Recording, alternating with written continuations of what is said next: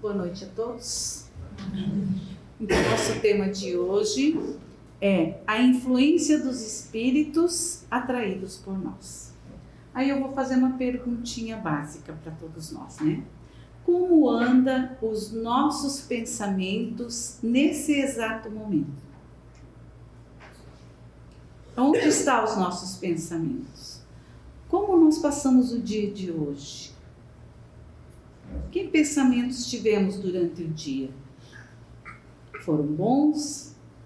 Foram positivos? Foram pensamentos negativos? Que nos deixaram para baixo? Ou foram pensamentos que nos alegraram? Então, a história da influência dos espíritos na vida humana, ela é muito antiga.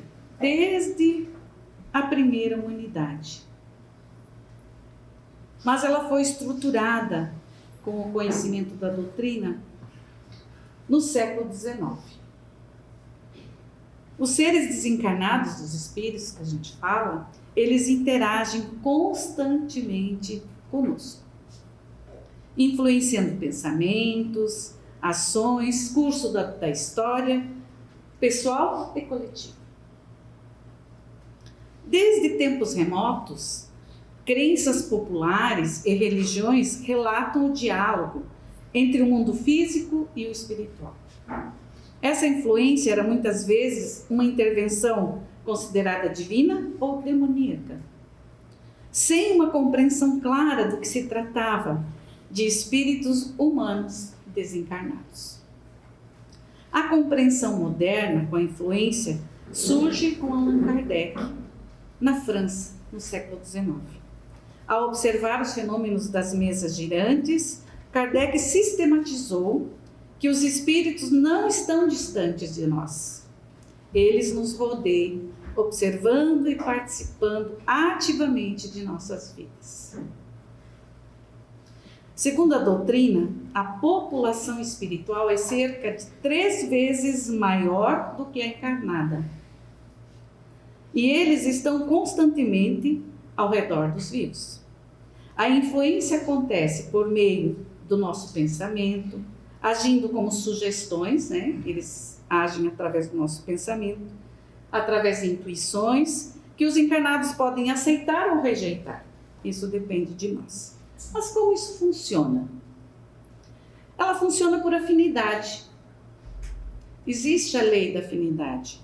Espíritos com vícios de pensamentos negativos atraem influências malévolas, obsessão, né, que a gente fala, enquanto os que buscam o bem se sintonizam com os espíritos superiores, que são os nossos anjos de guarda, os nossos mentores.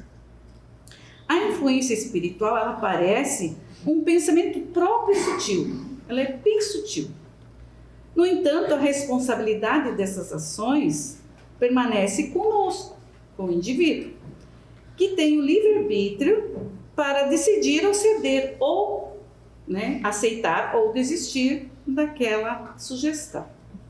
Espíritos atraídos, geralmente, não agem aleatoriamente, como eu já falei. Eles nos conectam por vibração mental e aos nossos hábitos diários. Então, nós temos pensamentos egoístas, orgulhosos ou melancólicos. Isso atrai espíritos da mesma sintonia. Se nós emitimos pensamentos que nos conectam com a espiritualidade superior, encarnados ou desencarnados, que sejam de natureza semelhante, a mente, nós dizemos que seja o espelho da vida.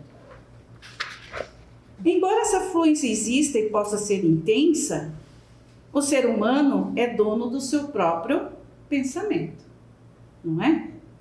O espírito inferior, ele tenta induzir, ele tenta seduzir, mas a decisão no final é nossa, de ceder ou não. A responsabilidade é todinha nossa. No livro dos Espíritos, na questão 459 até 456, 65, aliás, tem bastante questões. Eu vou falar exclusivamente da 459. Kardec pergunta aos médiuns, né, que estavam transmitindo as mensagens, se os espíritos influenciam a nossa vida.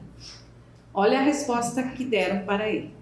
Mais do que pensais. Eles estão o tempo todo à nossa volta e podem influenciar a nossa vida o tempo todo. Depende apenas de nós mesmos. Então, ela é constante, essa influência, ela é oculta e toda baseada na sintonia mental.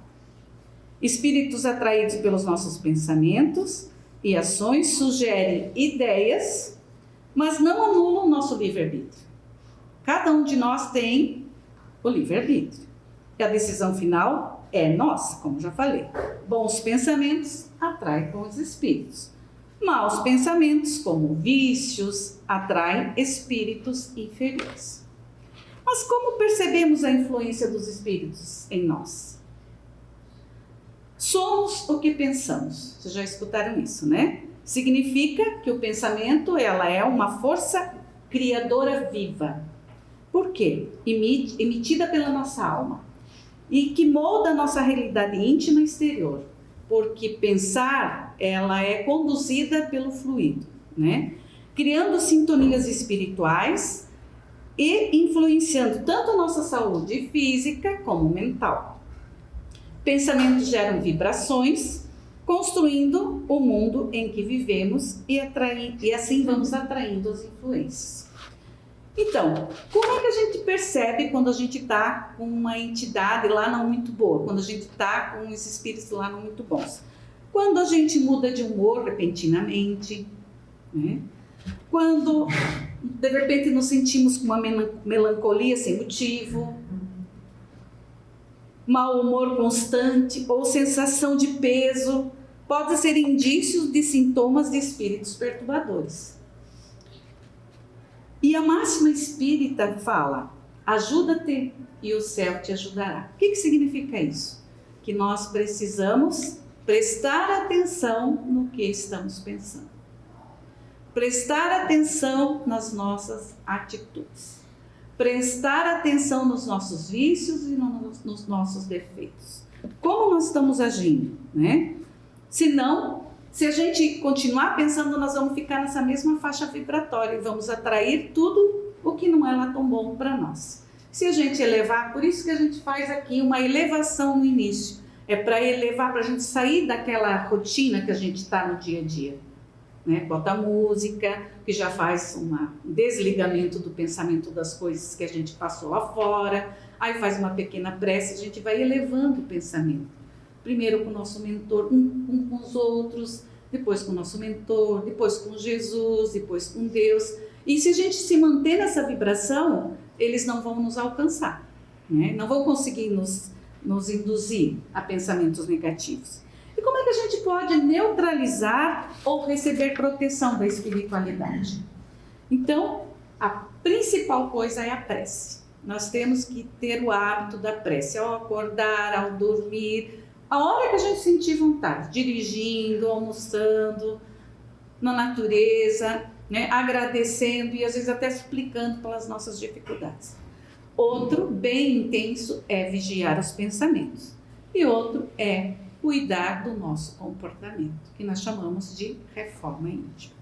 Então, ela busca, através disso, quando a gente cuida do nosso comportamento, quando a gente é meio agressivo, quando a gente é meio maledicente, quando a gente é meio desequilibrado em algumas coisas, que nós estamos aqui no plano terrestre ainda. Então, quando a gente vigia isso, a gente tenta amenizar isso e transformar isso, sublimar isso para uma coisa melhor, nós estamos trabalhando a nossa reforma íntima, que tanta gente fala no Espiritismo. E o Evangelho, ele nos ensina que o mal não é apenas o ato, mas o pensamento do qual nos comprazemos.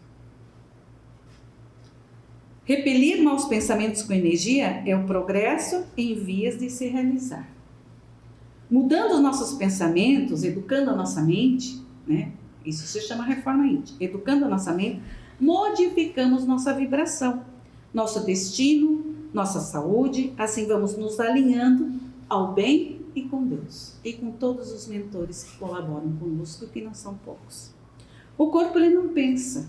O pensamento é um atributo exclusivo da alma, sendo a alma quem decide aceitar ou rejeitar essas influências externas. Então, quando estamos com o pensamento lá, não vou conseguir, não sou capaz, muda o pensamento.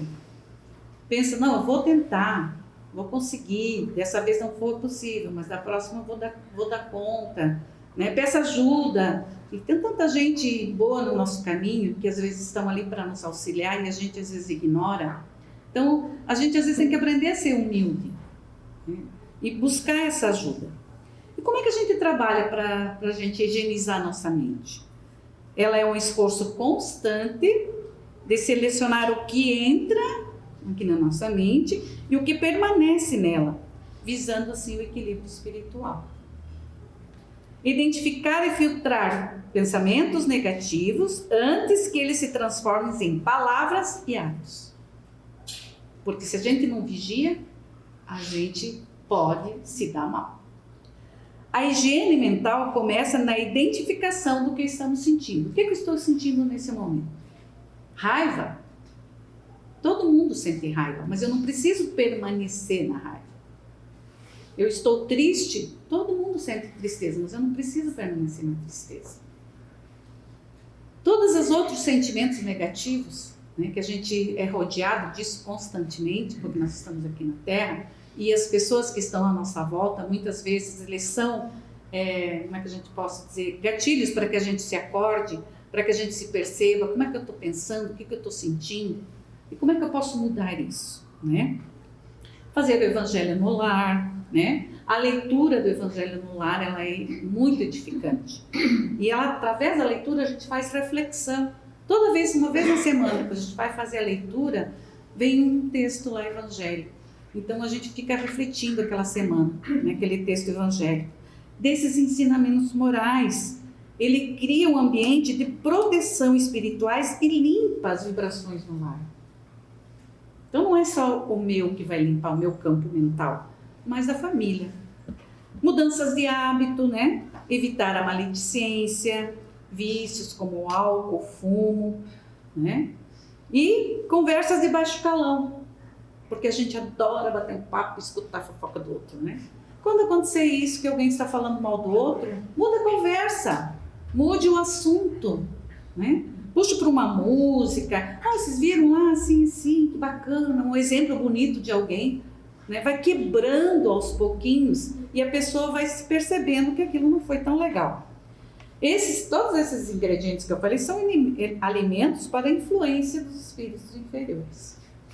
Então, trabalhar no bem, ocupar a mente com tarefas úteis e nobres é uma forma muito eficaz para manter a higiene mental, né?